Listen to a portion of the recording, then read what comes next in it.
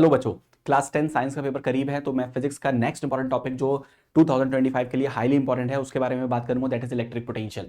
बच्चों मैं फिर बोल रहा हूँ, थोड़ा ये रैपिड रिवीजन रहने वाला है। मैं कोई टॉपिक दोबारा से नहीं पढ़ा रहा हूँ, जस्ट एक क्विक रिवीजन रहेगा। हर लाइन जो मैं बोलने जा रहा हूँ उसमें सवाल छुपे हुए हैं 2025 के लिए, तो ध्यान से सुनना है।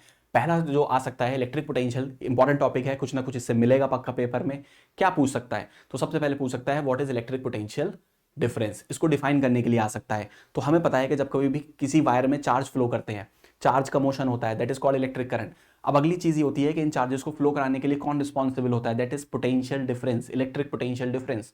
कौन सा डिवाइस है जो इलेक्ट्रिक पोटेंशियल डिफरेंस हमें प्रोवाइड करता है? सेल और बैटरी। तो आइए अब इस इलेक्ट्रिक पोटेंशियल डिफरेंस को डिफाइन करते हैं एक नंबर के लिए। तो कैसे डिफाइन करेंगे बच्चों? बहुत सिंपल है। देखो, मान लो हमारे पास दो पॉइंट दे रखे हैं, एक पॉइंट ए दे रखा है, दूसरा पॉइंट बी दे रखा है।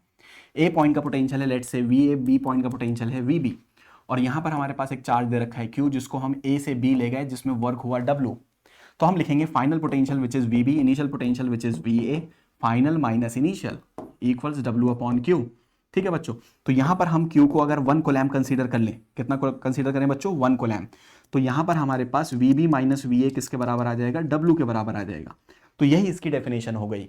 अब ध्यान से सुनो, पेपर में एक नंबर में कैसे लिख के आओगे, सवाल सुन लो पहले। डिफाइन इलेक्ट्रिक पोटेंशियल, तो हम लिख कर आएंगे इलेक्ट्रिक पोटेंशियल या electric potential difference is equal to work done to move 1 coulomb of charge from one point to another.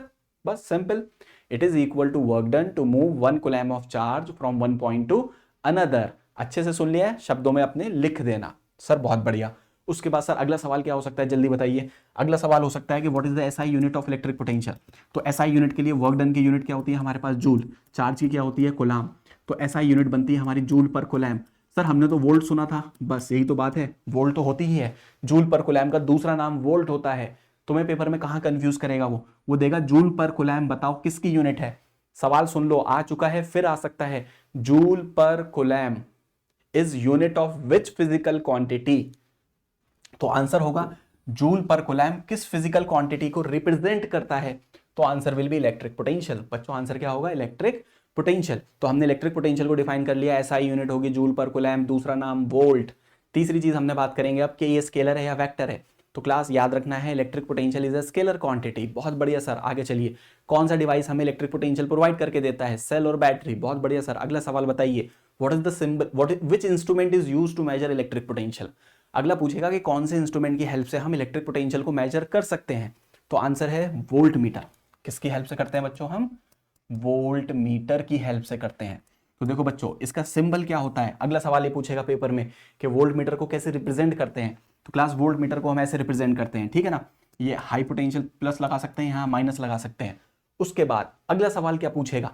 वो पूछेगा कि जो वोल्ट मीटर है इससे हमें पोटेंशियल मेजर करना है, तो बताओ इसे सर्किट में सीरीज में लगाओगे या पैरेलल में लगाओगे? ये भी पूछ सकता है। तो बच्चों हम क्या करने वाले हैं, अगर हमें इस रेजिस्टर के अक्रॉस वोल्टेज पता करने हैं तो हमें वोल्ट मीटर ऐसे लगाना होगा। यानी कैसे लगाना होगा बच्चों? पैरेलल में लगाना होगा। अगर किसी डायग्राम में पेपर में कहीं ऐसा दिख जाए, बिल्कुल दिख सकता है वोल्ट मीटर सीरीज में लगा हुआ, तो समझ लेना ये गलत है, क्योंकि वोल्ट मीटर कभी सीरीज में नहीं लगता। तो कौन लगता है सीरीज में? पिछली वीडियो में बताया था, करंट वाली में एमीटर लगता है। वोल्ट मीटर किस में लगता है, सीरीज में कि पैरेलल में? वोल्ट मीटर लगता है हमारा पैरेलल में, ठीक है। बहुत बढ़िया बच्चों, अगला एक कॉन्सेप्ट आता है what is an ideal volt meter. Ideal volt meter क्या होता है? तो एक लाइन याद रखने का, एक रखना है हमें कि एक ऐसा what is an ideal volt meter.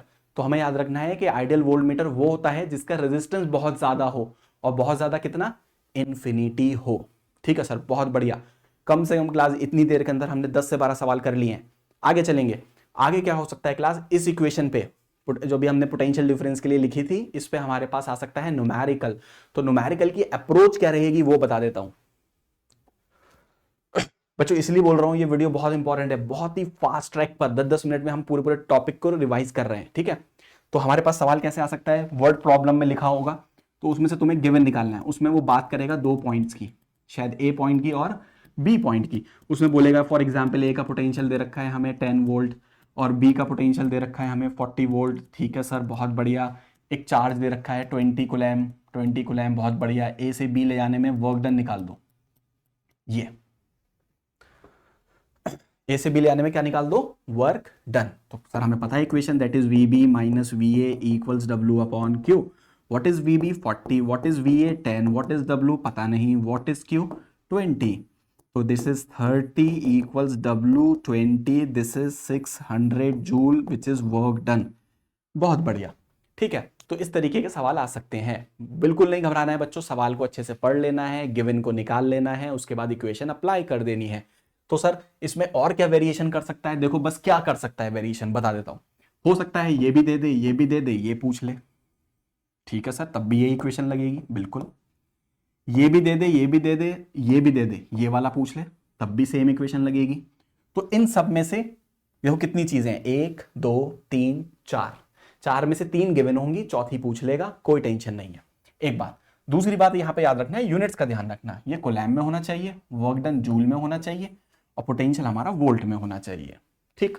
तो ये हो गया क्लास। तो देखो कितने अच्छे से बच्चों हमने इलेक्ट्रिक पोटेंशियल को 6 to 7 मिनट्स में रिवीजन कर लिया। This is called fast revision.